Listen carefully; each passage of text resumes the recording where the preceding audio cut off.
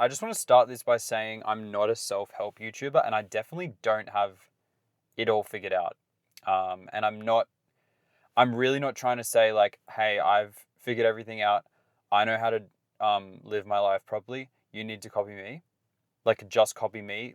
Like, I'm not saying that. I'm actually not saying that. What I am going to try and do with this video is explain some things that actually do work for me from the perspective of someone that has tried like a million fucking things to like motivate myself and get things done, and like meet my goals, things like that. And I just have tried like, yeah, like a billion of these things. And like, there's a couple things that like actually, in my experience, like actually work. And I'm going to explain like why they work as opposed to things that people sort of talk about, but I feel like it ends up being more work than it's worth, or it like just stresses you out. Like self-help, like methods, I mean. And also the other thing is like, I'm a person who needs to keep myself on track. There are people I know who like I'll talk to you about it and they kind of just like don't have an opinion because they're like naturally motivated, or they already have some sort of elite brain chemistry or something that I just don't have. So I'm someone that depends on like systems or like a technique or a method to get something done. Like I need to make myself do stuff, right? Because there isn't really like a positive feedback loop yet, or I'm definitely not in some kind of like flow state yet where I don't have to think about what I'm doing. I always have to be like very intentional about what I'm doing today and like how I'm going to do it. So if you're like me, maybe these tips will work.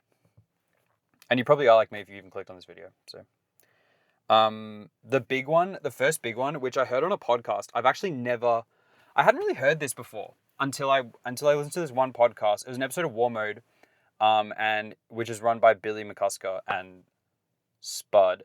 This dude called Spud, I think his real name's Andrew, but he has Tom McCusker on, who's Billy's older brother. They're these dudes from Philadelphia, and Tom is a very chill.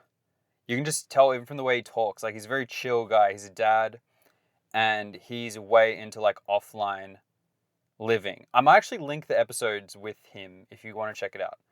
I don't know if it's really a podcast for everyone. It's very like, it's a bit edgy, a bit like, I don't really care what you think, I'm going to say it anyway. And there's a lot of flirtation with like conspiracy theories and stuff. Like I definitely don't endorse everything they say, but I think they're super funny. And like obviously Matt McCusker is really funny as well. I think that's where they get that from. That whole family is just funny.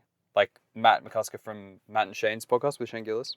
Anyway, whatever, that's beside the point. But Tom McCusker he's so chill. He's zen as fuck. And he just seems like unbothered and kind of in an offline. He's like almost fully offline was the vibe I was getting. And he's raising kids as well, so he has to think about the environment to cultivate for his kids too, about how to raise them to not be like brain rotted iPad addicts. Yeah, so I think he's really the guy. Anyway, his method, what I'm actually getting to, is to shut off the internet at 5 p.m. and then just turn it on again the next morning. So 5 p.m. until when you go to bed, no internet. Which I've tried it and it's so huge, dude. Like it's so simple, but it really fixes like all the fucking distractions. Like I know there's other distractions that don't involve the internet. Like you could just, but they're sort of productive distractions. Like I would get distracted maybe talking to my siblings or my dad or whatever for like an hour. Like sure, I guess that's a distraction, but it's way better than scrolling, right? I mean, I'm going to get into later what the things that I do that I think are helping to fix my brain, and none of those things involve the internet. So like shutting off the internet for me is just a shortcut to the things that I know are good for me, if that makes sense. Like, well, I'll get into it later, but like mainly reading and then an exercise. Reading, exercise, and like sort of meditation stuff. I don't really meditate every day. Maybe I should. I find it's very helpful, but and writing stuff. Writing, even if it's journaling or like creative writing, things like that. I don't know if the audio is fucked. I guess we'll find out. It feels very echoey in my car, but yeah. So even though it's so simple, it sort of just solves it because like all the things, especially my like Gen Z. You're probably Gen Z watching this. If you're not, hey, like what's up? That's chill. But I'm assuming you are or younger. Actually, no, I'm not. I'm not even assuming that. Who fucking knows? You could be 50. That's like chill. Anyway, all the things that really distract us like nowadays are internet related. Like the most distracting things, or the things that are sort of engineered to distract us, but like really they're just engineered to keep us there forever. Like YouTube, obviously, but and also Instagram. All those like apps everyone just has on their phone on fucking speed dial whenever they're bored. Like all that stuff's internet related. It's hard to genuinely get addicted to like Microsoft Word. Like all and so interesting because it's like the things that are distracting us now um didn't exist like 20 years ago. But yeah, like this shutting off the internet thing sort of reveals just how big the effects of the internet are on us. And like part of Tom's point on the podcast is that the internet's really cool. It's great. Like we can learn so many things. We can become more intelligent and like worldly and informed than we ever have been able to be before in history. But and with such access, you don't need to be wealthy to know a lot anymore. But the flip side is like, should it really be on all the time? Should it be something you use all the time, right?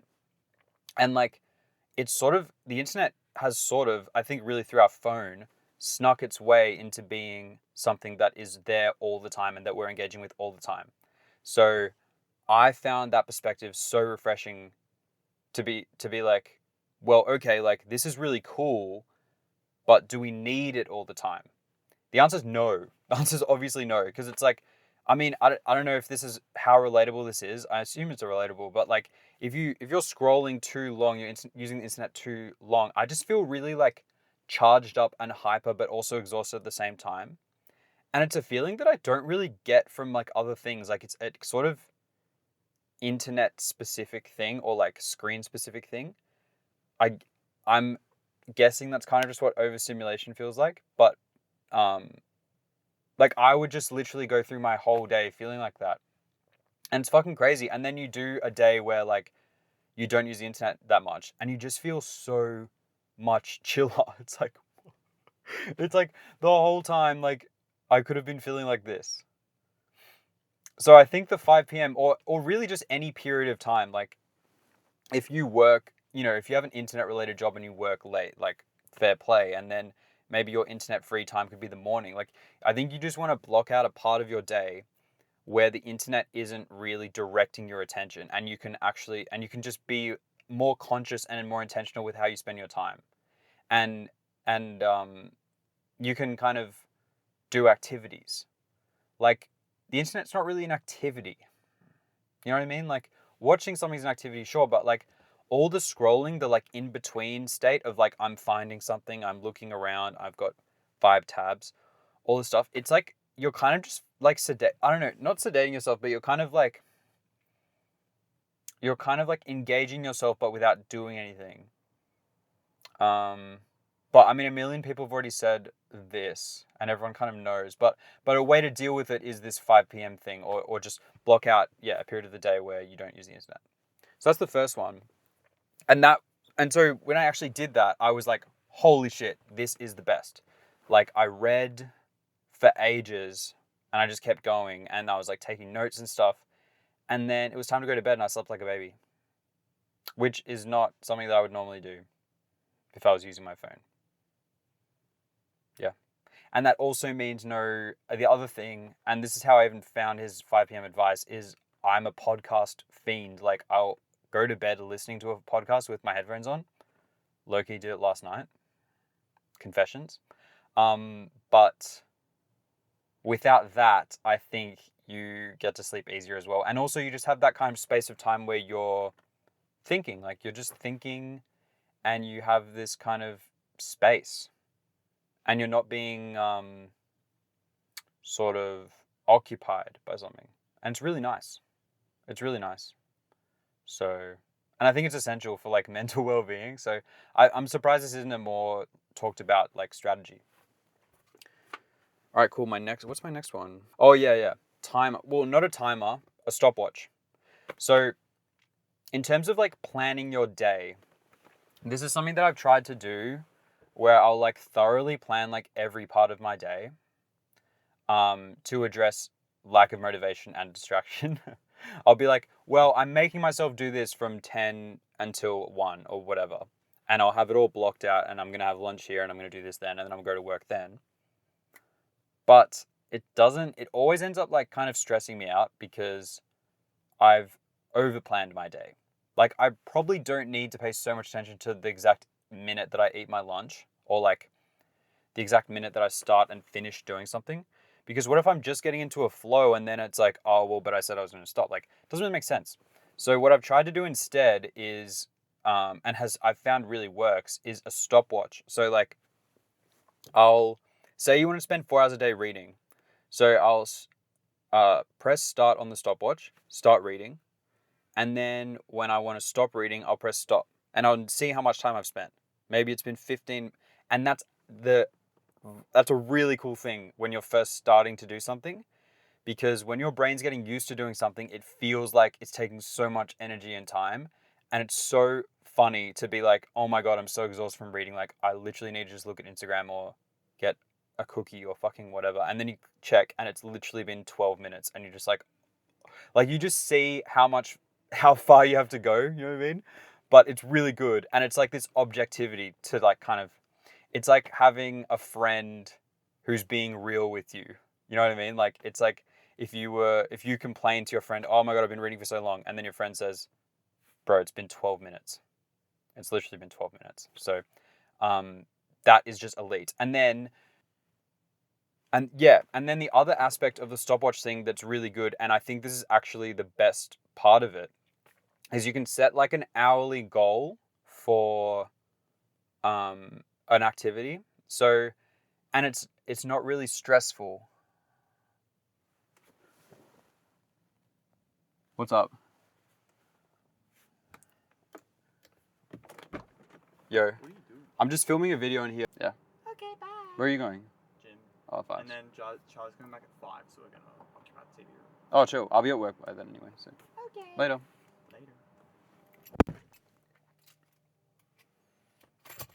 The fuck was I saying?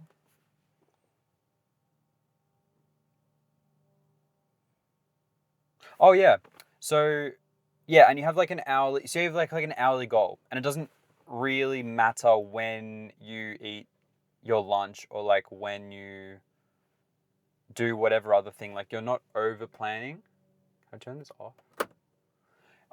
When you're like over planning, because over planning is the worst. It just feels very like claustrophobic, and it's like I'm stressing for no reason about when I shower and then like eat avocado. So having just the pure hourly goal of like, okay, well, I just need to hit 4 hours at some point in this day. And then I can think about my day in that lens instead of like, I'm rushing to my appointment.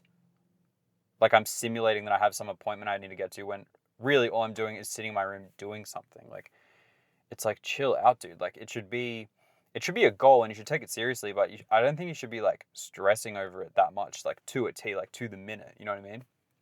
So I feel the stopwatch thing is great, and then you feel really good. I don't know if this is actually healthy or not, because you might be getting dopamine from or something from like accumulating hours and minutes instead of focusing on what you did like qualitatively, like what you actually achieved in that session. But I think an hourly goal is good because like regardless of how much you got done or how long like different things might have taken longer to get done for whatever reason, and you're figuring things out and you're like, getting through it. So I think like it's good. I think you can still feel pretty good about yourself if you've spent 5 hours working at something. Like I think it's good to think of things in terms of hours. It's objective, but it also gives you room to be like, well, it makes sense that I'm only at this point because of this, and it gives you room to sort of forgive yourself for, I don't know, spending a little bit too long cooking your eggs or whatever. Like, yeah. Serious but not stressful. What's the next one? Oh, yeah, like keeping your space clean. I mean, this is a quick and obvious one, like everyone knows. Like, I think people do like to clown on the Jordan Peterson, like, clean your room. I'm definitely not a Jordan Peterson fan, but I think he kind of cooked with that one, honestly.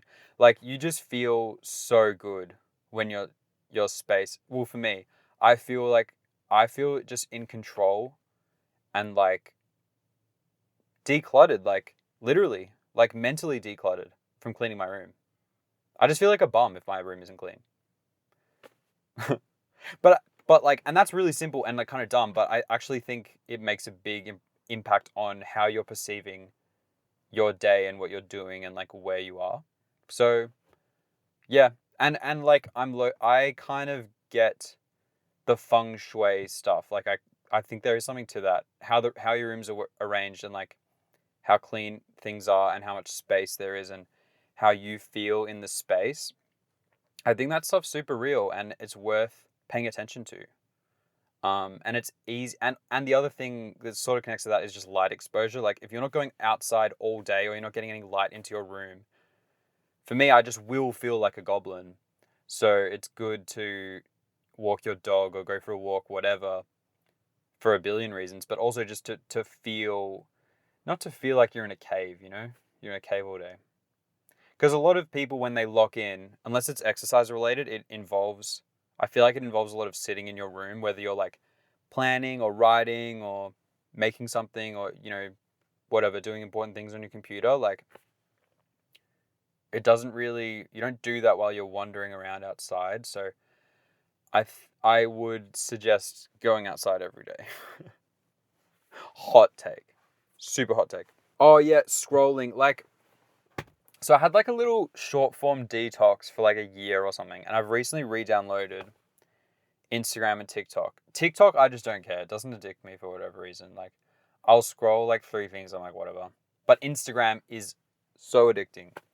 And if I do it too much, I'll have these audios bouncing around in my head, like these little songs, these little clips of songs, and it's like, oh my god, shut up. And I'll be trying to read, and I'm just getting like fucking viral beat drops that everyone's using in their reels. And that's brutal. And I think that's something to do with my brain chemistry. I don't think everyone gets that, but I'm sure a lot of people do get that. So yeah, you just like, I try to keep the scrolling to a real minimum. And in the same vein of like being intentional with your time, maybe do like, I haven't actually done this yet. I've just thought of doing it, but I think it would be good is to be like, okay, I'm going to spend 20 minutes today on reels, or I'm going to, or whatever, a lower amount of time. That sounds crazy. 10, whatever.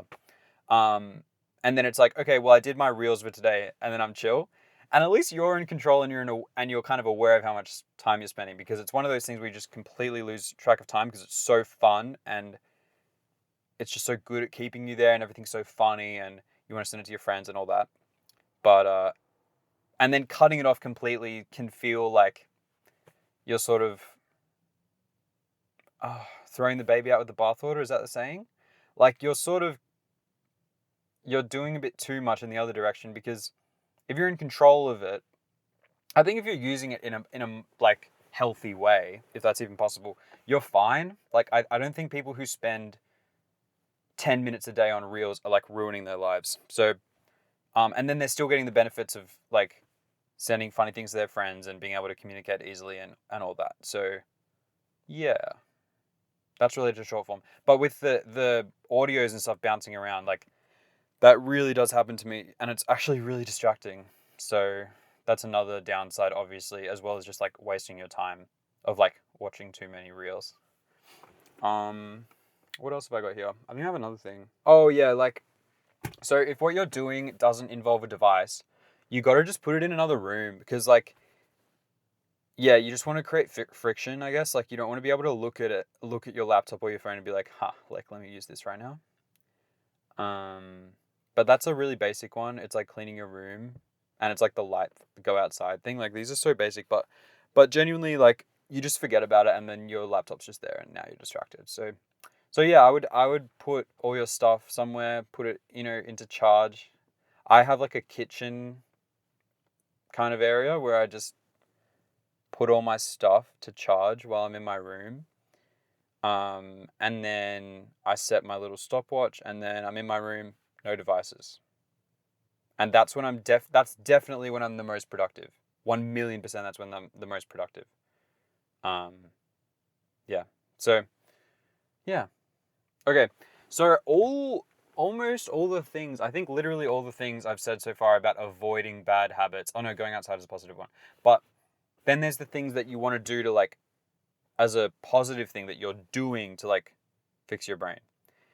For me, it's just reading. Reading is the shit. Reading is so good. You learn things, you feel yourself getting smarter, your vocab gets better, you're just sharper in like a linguistic sense. Um, it's sort of it sort of like sparks your imagination, like you get ideas about things, you wonder about things, you want to look into more things. Um, and it doesn't completely essential part is that it doesn't completely satiate you.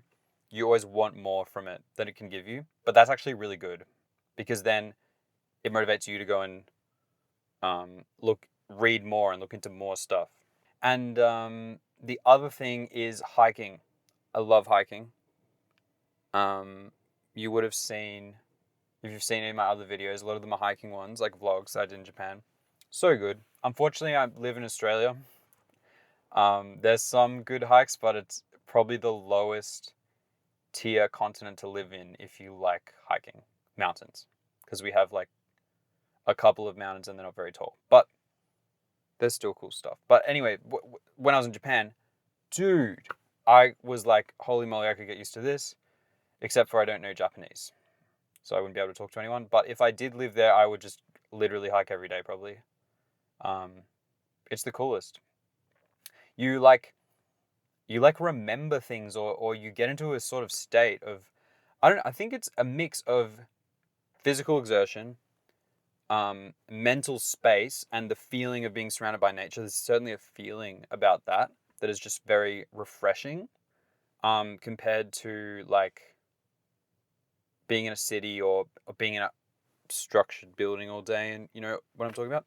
And you'll get like, what I get is I'll get a very strong feeling that I didn't know I had, or I'll get something come over me, and I'll be like, holy, what the hell? I didn't know I even felt that way. Or like you'll remember it, or I'll remember like a song lyric, and it will just almost make me cry or something. I don't know if that's relatable at all, but hiking is like, the way I picture it is you're giving yourself, so because all good hikes take hours and hours. So like you're giving yourself like 10 hours, say, to really focus on doing something, and also sort of focus on nothing, because your thoughts end up wandering, in the best way when you're hiking. And you have this kind of like it's like a random little graph, or like you just have like a train of thought, or a sort of emotional wavelength that is fluctuating constantly. And it's like you catch up to yourself, because until you started hiking, you were distracting yourself from your feelings. And I imagine that's similar to meditation. I probably should do meditation. Yeah.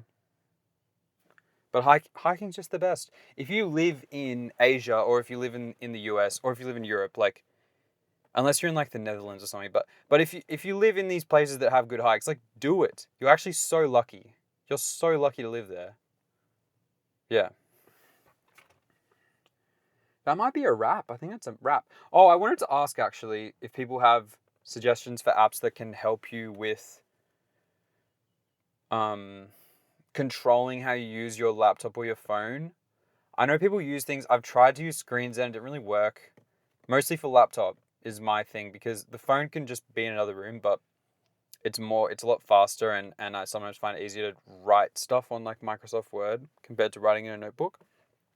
And for longer. But the problem is like Google Chrome is right there, and then I'll get hella distracted. So yeah. So really, laptop suggestion. Yeah, like really how people stay on track when they use their laptop. I would love to know and get tips on that. Okay, that's about it for this one. Let me know. Let me know if you liked it. Um, I think I'm gonna try and upload like every week, or on some sort of consistent schedule like that. I'm gonna sort of navigate it, and then I'll get a real thing that I can say I'm doing. But it's really fun making these, so I'm gonna keep doing it. And yeah, so if you liked this, if you want to see more of my videos, if you liked my other videos, subscribe. I'm gonna keep uploading them. As I already said, I don't live near a lot of amazing hikes, so my hiking vlogs are like I need to travel to do them. So I can't really promise to consistently release those, but whenever I do a cool hike, I'll vlog it. But yeah, like this video and my last video with the photographers, I want to make videos where it's sort of more talking, like conversational style about different topics. So, and yeah, I think in line with the reading, how much I like reading, I think I'll probably do a lot of videos about books and things. But I guess you'll see what my videos are about when they come out. Hey, but yeah, until then, later.